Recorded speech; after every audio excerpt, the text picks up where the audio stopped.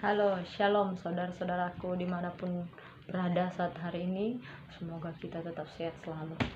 Pada hari ini saya mau ngajak kita membaca satu renungan Alkitab di 1 Yohanes pasal 3 ayat 18. Firman Tuhan berkata, "Anak-anakku, marilah kita mengasihi bukan dengan perkataan atau dengan lidah, tetapi dengan perbuatan dalam kebenaran." Firman Tuhan ini saya buat tema kecilnya, yaitu kasih harus diekspresikan. Saudaraku, Alkitab menyatakan bahwa di masa-masa sulit saat ini, di masa sulit akhir-akhir ini, kita merasakan bahwa kasih kebanyakan orang menjadi hambar dan menjadi dingin, seolah-olah kasih hanya sebatas teori dan tidak ada bukti nyatanya. Kata kasih sering dipaparkan, sering diucapkan, sering digembor-gemborkan, tetapi wujud nyatanya pun tidak ada. Saudaraku, saya mau katakan bahwa kasih yang dipendam itu lebih dari sebuah kebohongan.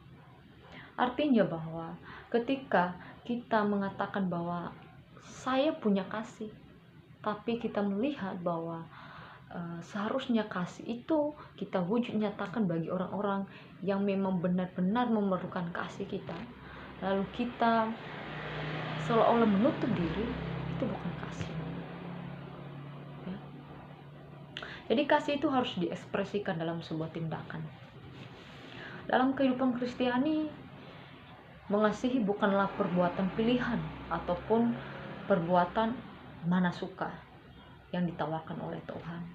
Tetapi kasih itu adalah perbuatan yang wajib, yang harus menjadi bagian hidup kita, yang dikehendaki oleh Tuhan kita.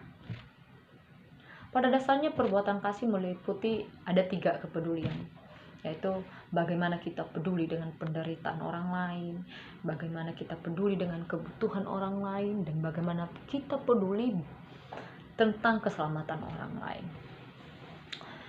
Saudara, saya mau kasih 2 kuncinya bagaimana kita mengekspresikan kasih kita, terutama di dalam kehidupan kita sehari-hari, dan terkhususnya pasti saat-saat ini akan sangat penting bagi setiap kita menerapkan kasih. Bagaimana seharusnya kita mengekspresikan kasih itu? Yang pertama, saudara, jangan membalas kejahatan dengan yang jahat. Ada banyak orang berkata bahwa ketika saya mendapat perlakuan yang jahat, saya akan buat hal yang sama.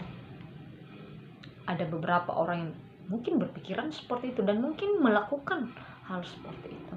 Tapi di sini dikatakan kejahatan jangan dibalas dengan jahat juga. Firman Tuhan mengajarkan kita bahwa supaya jangan ada orang yang membalas yang jahat dengan yang jahat. Malah sebaliknya, firman Tuhan berkata bahwa usahakanlah yang baik terhadap kamu masing-masing dan terhadap semua orang.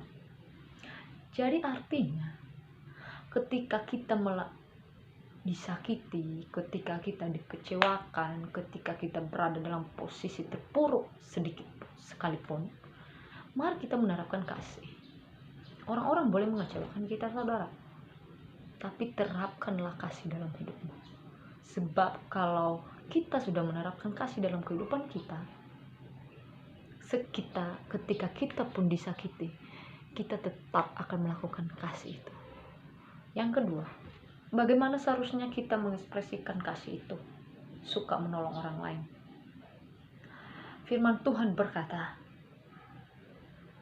barang siapa mempunyai harta duniawi dan melihat saudaranya menderita kekurangan, tetapi menutup pintu hatinya terhadap saudaranya itu, bagaimanakah kasih Allah dapat tetap di dalam dirinya? Artinya, dalam pandemi COVID-19 ini, saya percaya bahwa tidak banyak orang mau menanggung beban saudaranya. Yang dia pikirkan adalah bagaimana kehidupan saya. Saudara, hati-hati. Cara kita mengekspresikan kasih saat ini yaitu yang paling penting adalah kita suka menolong orang lain. Kita mau menanggung beban orang lain. Kita mau menanggung beban sesama kita. Demi menerapkan kasih. Itulah cara kita mengekspresikan kasih. Saudara, saya punya satu ilustrasi bagaimana Tuhan mengasihi kita. Ada seorang ayah dan anak. Dia sangat kaya, mereka sangat hidup yang wow. Lalu satu ketika anaknya sakit dan harus membutuhkan biaya yang sangat besar. Semua dia korbankan. Ayahnya dia korbankan semua hartanya, semua apa yang dia punya demi kesembuhan anaknya. Satu kali anaknya izinkan Tuhan untuk bisa sembuh kembali. Lalu mereka hidup dengan sederhana, mereka tinggal di rumah, dan satu ketika ada seorang penjual bakso, saudara. Lalu dia berkata, bakso. Anaknya mendengar hal itu. Lalu dia berkata kepada ayahnya, ayah, belikan saya semangkok bakso. Tanpa ada pertimbangan, ayahnya berkata begini, tidak nak. Anaknya begitu sedih, begitu kecewa sama ayahnya karena menganggap bahwa ayahnya tidak menyayangi dia. Tahukah kita, terkadang kita seperti anak kecil sama Tuhan. Kita mengukur kasih Tuhan saat keadaan yang kita alami saat itu.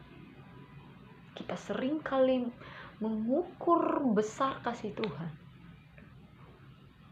ketika masalah itu terjadi. Saudara, jangan seperti anak kecil tadi. Karena ayahnya tahu bahwa dia saat itu baru sembuh. Dan banyak yang telah dikorbankan ayahnya demi kesembuhannya.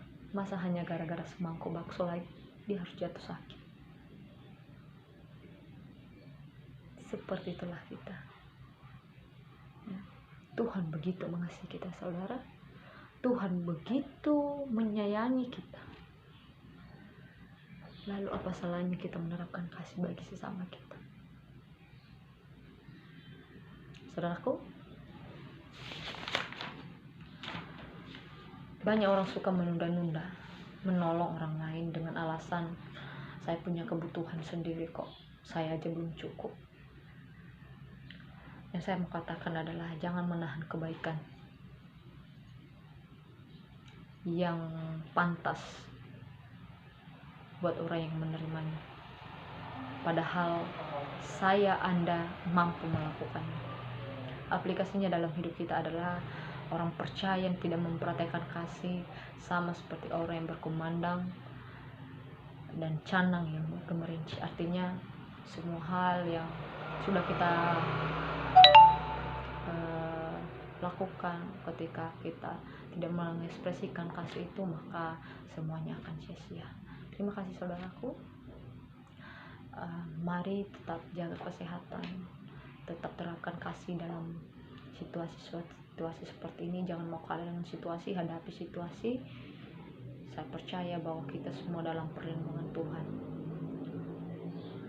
Sekian dan terima kasih. Semoga firman ini boleh memberkati kita. Shalom.